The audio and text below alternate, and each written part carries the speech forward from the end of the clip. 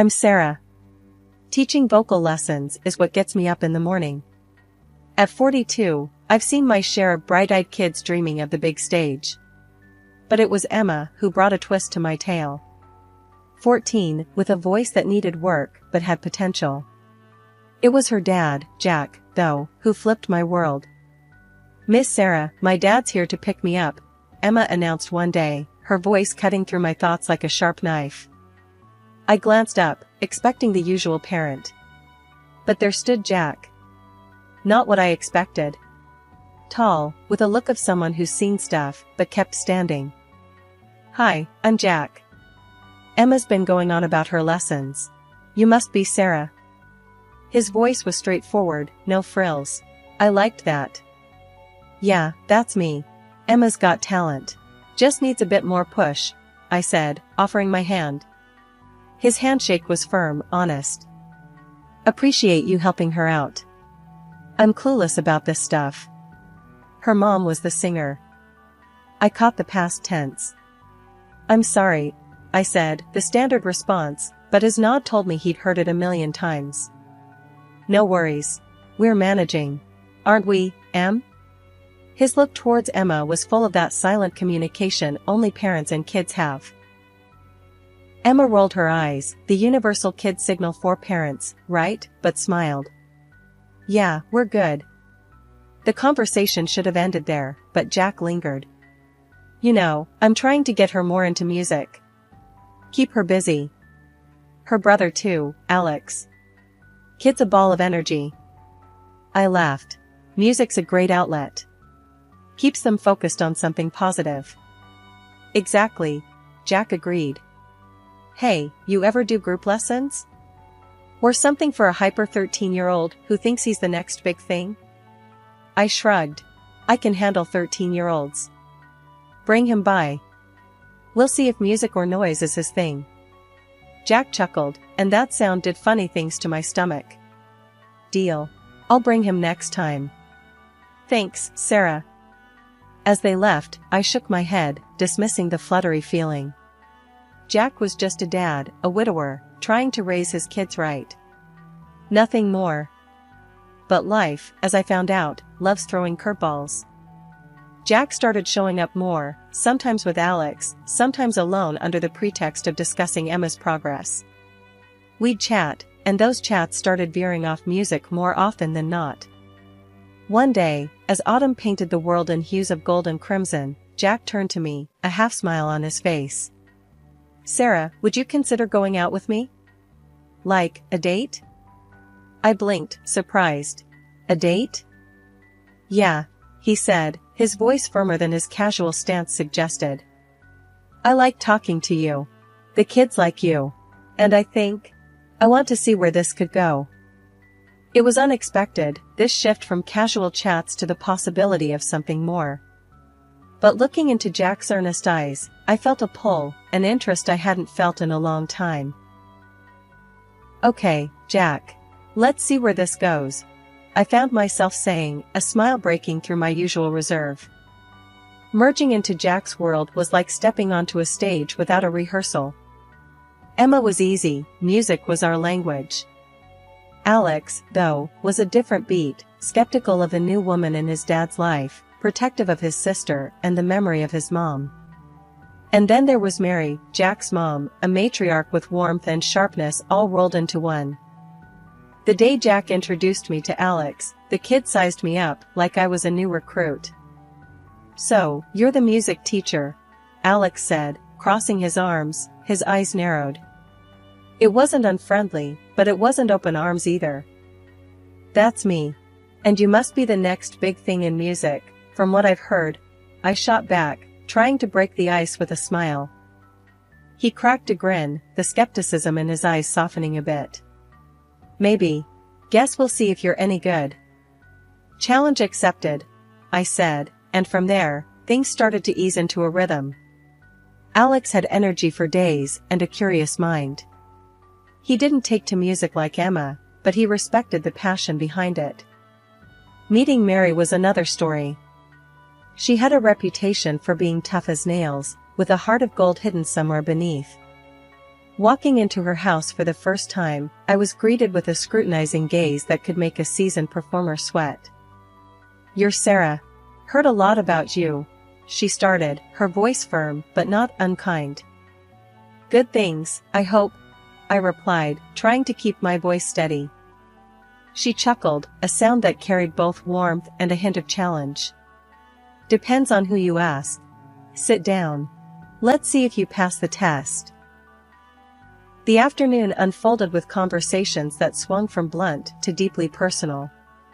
Mary didn't hold back, asking about my intentions with her son, my thoughts on family, and my ambitions. It was like a verbal sparring match, but beneath her tough exterior, I saw glimpses of the love she had for her family. "Jack's been through a lot. The kids, too. They need stability, not just another person passing through," Mary said, locking eyes with me. "I'm not here for a temporary gig, Mary. I care about them. About Jack. I'm in this," I responded, my voice carrying a conviction I felt deep in my bones. She studied me for a moment longer, then nodded, as if I'd passed some unspoken test. "Good. They could use someone like you. Just remember, kids and Jack come first. Always." "Always," I echoed, understanding the weight of her words. As months turned into a year, my bond with Jack's family deepened. Emma and Alex, each in their own way, started to let me in.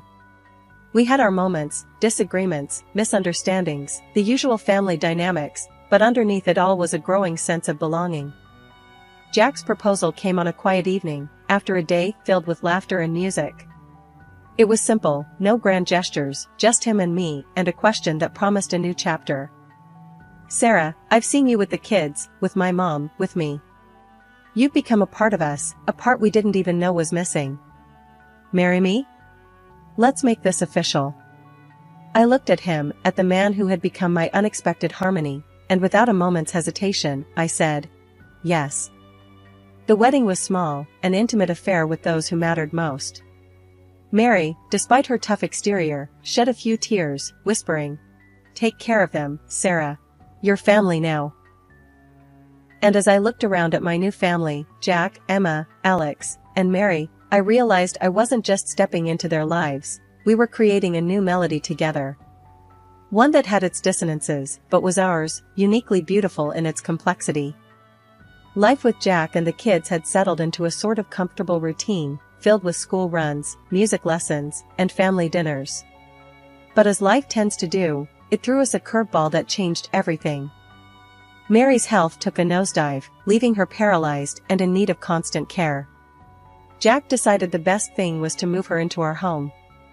It made sense, but I don't think any of us were truly prepared for the impact it would have. From the get-go, the weight of caring for Mary fell heavily on my shoulders. Jack was caught up with work, and the kids, well, they were still kids. I didn't mind at first, Mary was family, after all. But as time went on, the strain began to show. One particularly tough day, after a grueling session of trying to get Mary comfortable and dealing with a mountain of household chores, I sat down at the kitchen table, feeling utterly defeated. Mary had been particularly difficult, refusing to eat or take her medication, and Jack had been no help, locked away in his office. I was so lost in my thoughts that I didn't hear Jack come in. He stood there, watching me, an unreadable expression on his face. "Sarah, we need to talk," he said, his voice void of the warmth it once held. I braced myself, knowing this conversation wouldn't be good. "What's up?" "It's about my mom. And you. You seem off lately. Not handling things as well as you used to." I stared at him, incredulous. "Off? Jack, I'm doing everything I can. I'm tired. I'm stressed.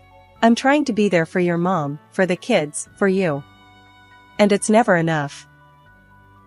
He took a step back, as if my words were physical blows. "I know you're trying, but it's not just about effort, Sarah. It's about results.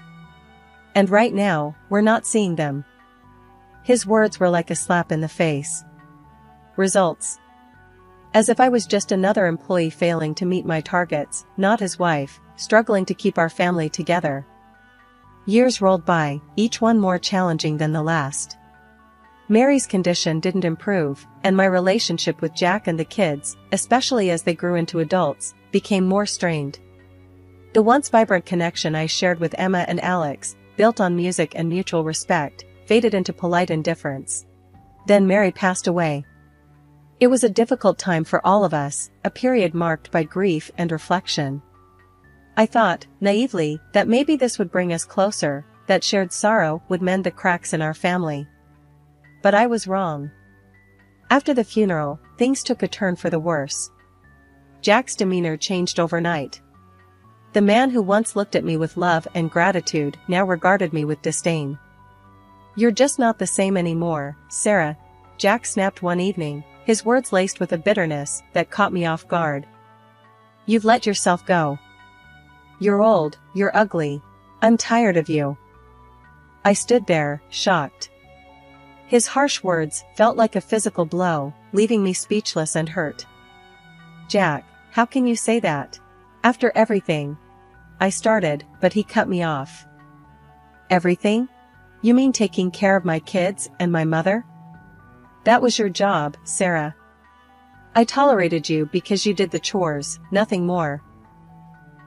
His words were like a knife, twisting deeper with each syllable. And the kids, now adults, weren't any better. Emma, once my closest ally, turned cold. "You really have no one but us, and you're pushing even us away. You're just a lonely, useless woman," she said, her voice void of the warmth that once held. Alex was no kinder, seizing every opportunity to belittle me. "You should be grateful we even let you stay here," he sneered whenever he passed me in the hall. I couldn't believe these were the same people I had loved and cared for, had considered my family. The transformation was stark, their contempt for me a constant reminder of how much had changed. It wasn't just the emotional toll, my body began to betray me too. My legs, once strong and sure, now ached with a pain that made every step a chore. The doctor's words were clinical, detached, but they hit hard. "It's chronic," he said, scribbling something on his pad. "You'll need to manage it, adjust your activities." Adjust my activities. As if my life wasn't already a series of adjustments, concessions to a family that saw me as nothing more than a burden. One day, as I struggled to stand after a long bout of cleaning, Jack walked in, his eyes scanning the room, always looking for something to criticize. "What's wrong with you now?" he asked, his voice dripping with impatience. I tried to steady myself, to push past the pain. "My legs," I started. "They've been really bad today," the doctor said. He cut me off with a wave of his hand, a dismissive gesture that felt like a slap. "Always something with you, isn't it? Can't even rely on you to do the basic chores around here without making a big deal out of it." Teaching at the private school, my passion and my escape, became impossible. Jack's reaction to my diagnosis was as cold as ice. "So, what? You're just going to sit around all day now? Great, another mouth to feed without any use," he sneered the day I told him about my condition, his words cutting deeper than the sharp pain in my legs. I wanted to scream, to tell him how much he was hurting me, but I knew it would only make things worse. So, I bit back the pain and the tears, trying to find some way to navigate this new reality. Living in Jack's house became a daily reminder of my dependence. I was reduced to limping around, trying to keep the house in order, cooking meals that were often met with criticism or indifference. The pain was constant, a sharp reminder of my predicament, but I pushed through, terrified of what would happen if I stopped. Jack and the kids lived as if nothing had changed, as if my struggles were just a minor inconvenience to their lives. The inheritance from Mary's passing seemed to ignite a spending spree, new gadgets, clothes, jewelry, all flaunted in front of me as if to underscore my exclusion from their lives. "You should be grateful we're keeping you around," Jack would say, a cruel smile playing on his lips. "Without us, you'd be on the street. Remember that." Emma and Alex took their cues from their father, treating me more like an unwanted servant than a stepmother. Don't forget to wash my new jeans, Sarah. Wouldn't want them ruined like you ruin everything else, Emma would toss over her shoulder, her words sharp as knives. Alex was no better. Make sure dinner's on time tonight. We've got places to be, and we can't wait around for you to limp around the kitchen, he'd say, his disdain barely veiled. I harbored fantasies of leaving, of finding some way to reclaim my independence and dignity. But the reality was harsh.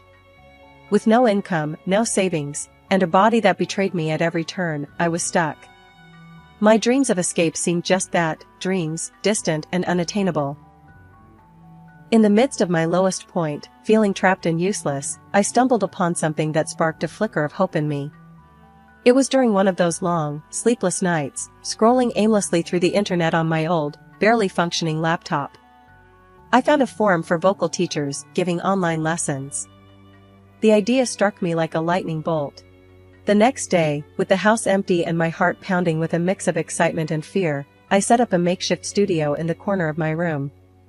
I wasn't sure if anyone would be interested, but I had to try. I recorded a simple introduction video, my voice shaky but determined, and posted it online. To my astonishment, inquiries started coming in. People were interested in learning from me, despite my physical limitations.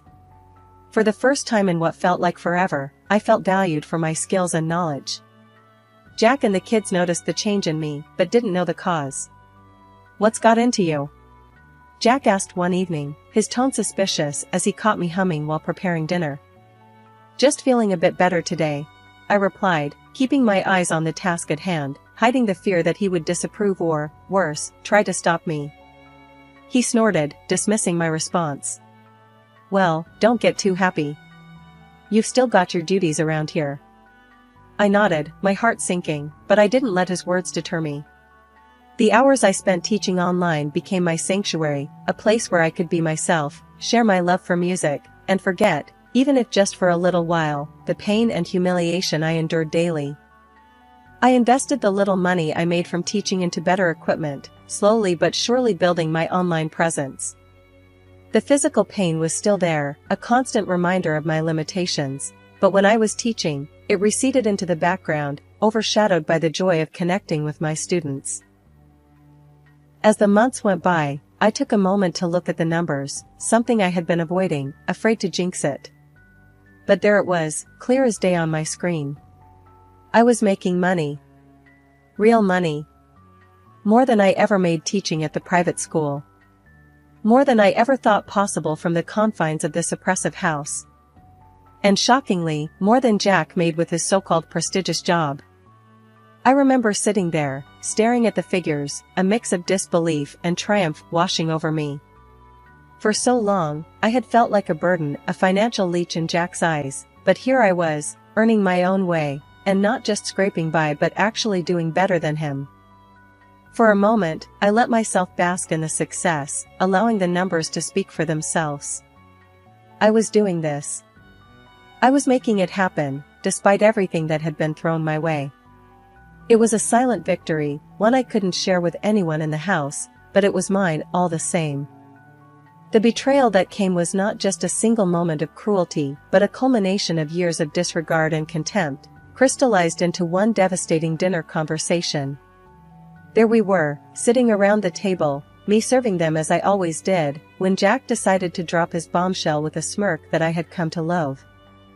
"I got promoted at work," he started, and for a brief, foolish moment, I thought maybe this was good news, something positive for once.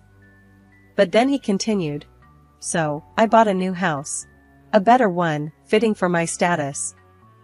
That's when the air around me grew cold, my hands stilled, the plate I was holding nearly slipping from my grasp. Before I could even muster a congratulations, he landed his cruel blow. "And I'll be moving there with the kids."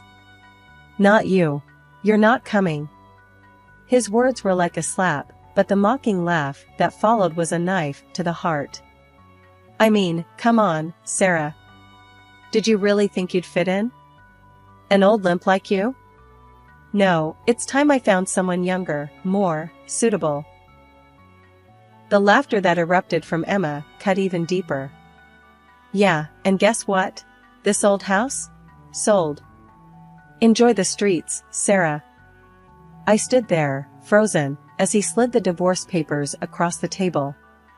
The audacity, the sheer coldness of it all, was staggering. Yet, as I looked at those papers, something within me refused to break. I didn't cry, didn't plead. I simply signed them, each stroke of my name a silent vow to myself. When morning came, I was ready. Jack and the kids watched with a mix of surprise and that familiar contempt as I hauled my bags to the door. Their parting words were meant to wound, to kick me when I was down. "Hope you like the flophouses, Sarah," Jack sneered, a cruel smile playing on his lips. But I walked out of that house with my head held high, the weight of their insults falling away with each step I took. For the first time in years, I felt a sense of freedom, a clarity that had been missing from my life.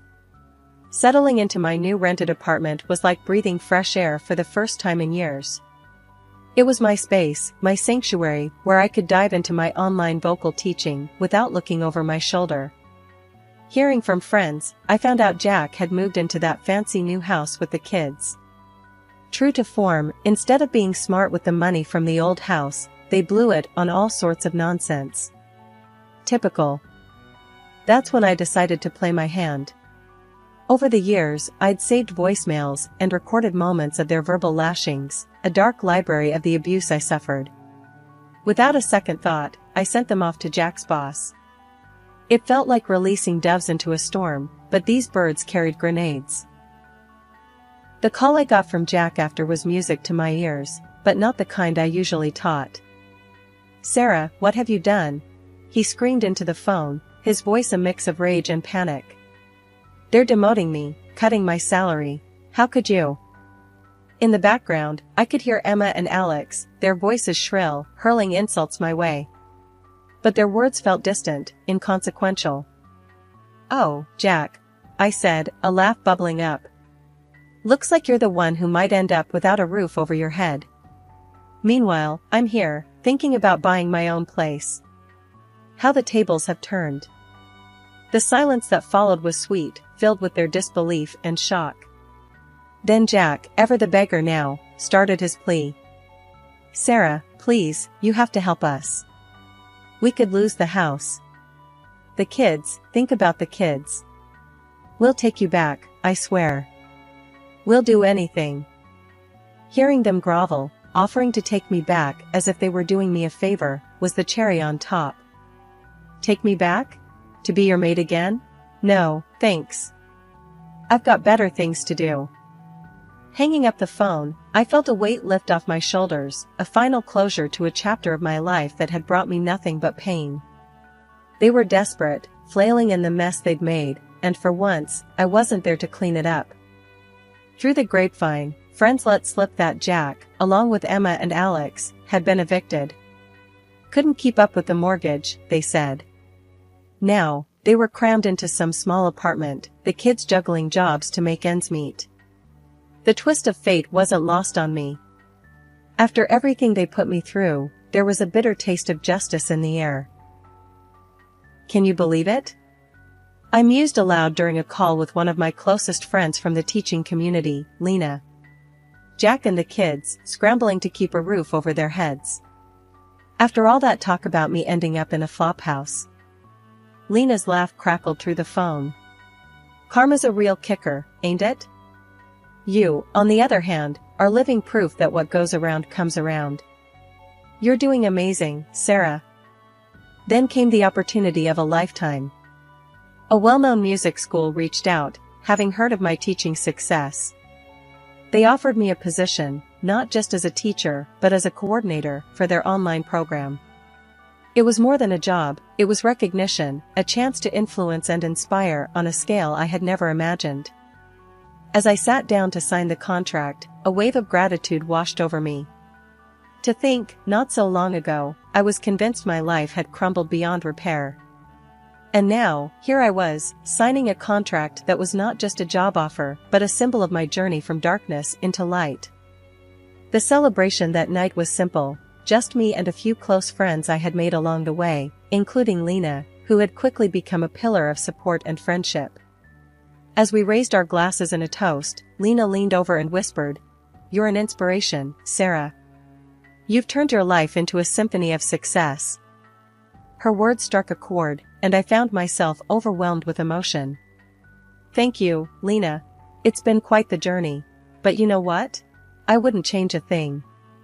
The hardships, the pain, it all led me here, to this moment, to a life I can be proud of." As the night wore on, filled with music and laughter, I realized that this was more than just a new chapter. It was a whole new book, a story of triumph over adversity, of finding harmony in the chaos.